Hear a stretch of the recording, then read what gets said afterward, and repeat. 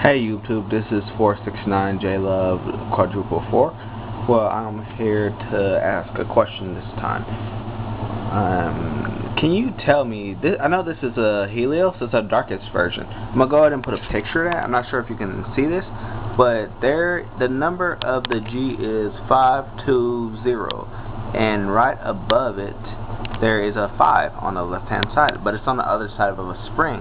So I didn't know if it was considered a misprint. See, the numbers are right there. I'm going to go ahead and put a picture of it so you can see it much more clear. But there's a little 5 like right there in the center of the paragraph. That's the numbers 520G. Then right there is a little number 5. So I didn't know if it was a misprint bakugan. Oh, please let me know what you think. Okay?